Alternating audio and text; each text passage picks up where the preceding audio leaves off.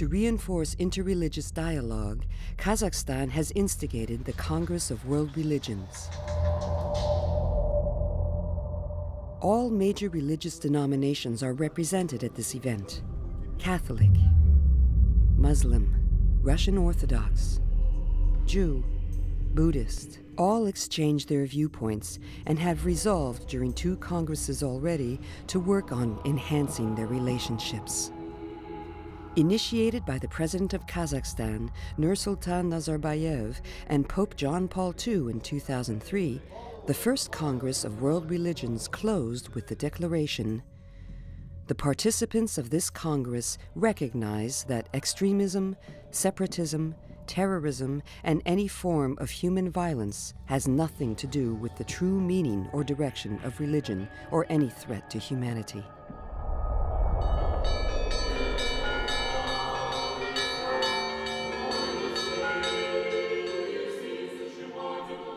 Of its 15 million inhabitants, Kazakhstan comprises more than 6 million Russian Orthodox faithful. The Russian community is historically very important to Kazakhstan. The Zinov Cathedral in Almaty is a shining symbol of this religion. If we look at what has happened over the last 30 years, the war in Vietnam, the war in Afghanistan today,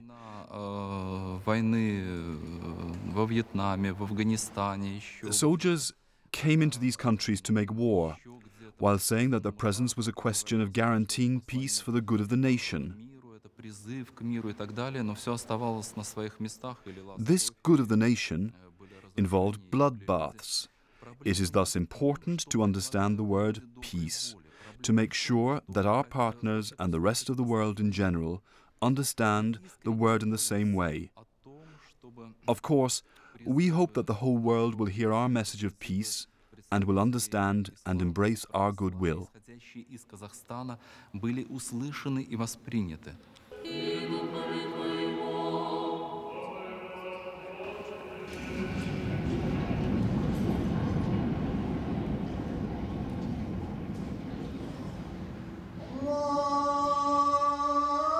Eight million Kazakhs, 38% of the population, form part of the Muslim community.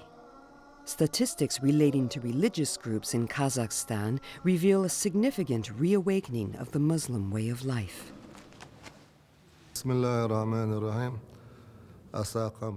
I start in the name of Allah, our all-powerful protector.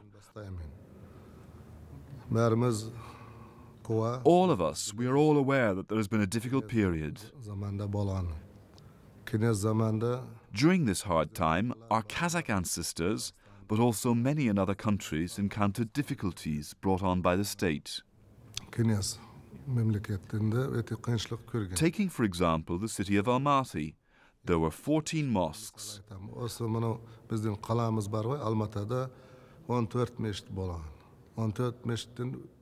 Of these 14, the communists destroyed 13. One single mosque remained. This remaining mosque was the smallest. Now, thanks to God, since the declaration of Kazakh independence, during these last 17 years, there has been great change.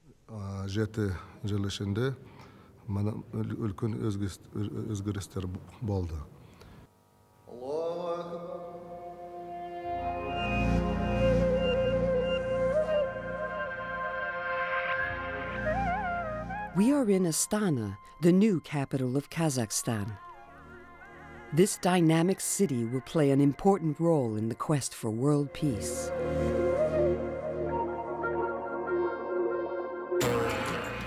Among the first great monuments constructed in Astana is this pyramid, designed by the British architect Norman Foster.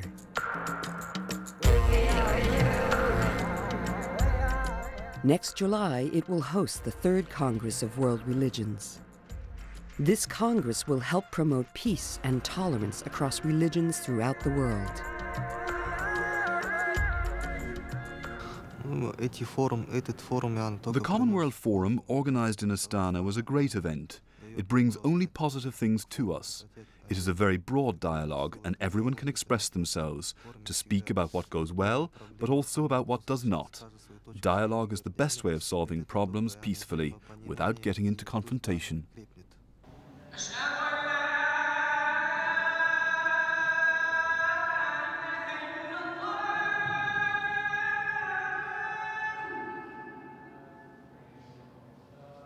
When I see the life of the Jewish community over here in Kazakhstan, and I live in Kazakhstan for 15 years, and I see the beautiful relationship between any nation over here, and all the support from the people, and not just from the people. We don't have the stress against doing things.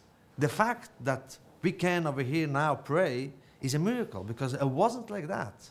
People was exiled because of that.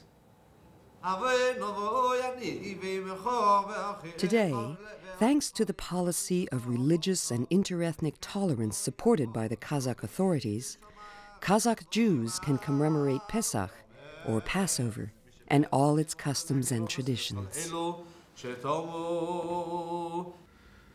I came to Kazakhstan approximately in 1750s. And since that time, Lutheran faith have been in Kazakhstan. And, but it was religion of immigrants from Germany, from Scandinavia and Baltic states.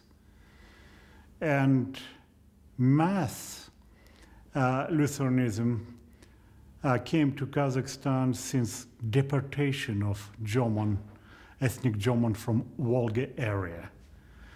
And people who were deported in November, December 1941, they were welcomed Kazakhstanis. They helped them. And always we had the peaceful and nice relation with people, all people who around us.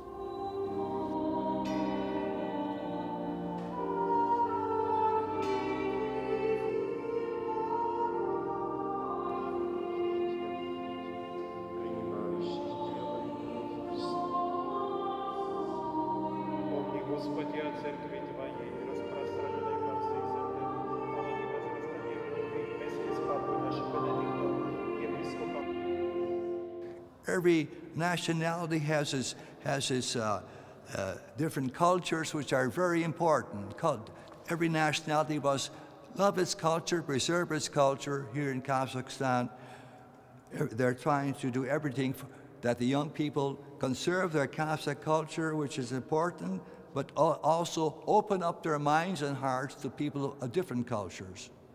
When Pope John Paul II was here back in September 2001, he met with the young people, with the people of culture and education in Astana, and he said that Kazakhstan must be like a bridge between the West and the East, because people here in Kazakhstan, although they are in Asia, are very much open to the culture of Europe, which is very fine.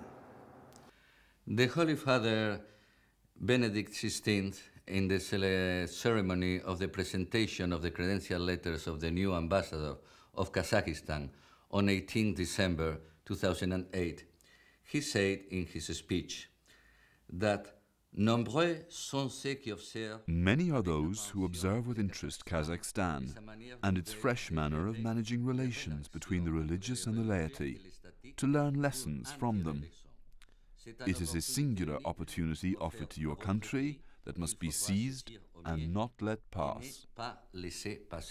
So I think that it's important, the work that in Kazakhstan is made at this moment. But it's even important to assure the freedom of all believers to express their beliefs and their way to participate in the construction of a better world. In 2010, Kazakhstan will assume the chairmanship of the OSCE, and in 2011, the chairmanship of the Organization of Islamic Conference.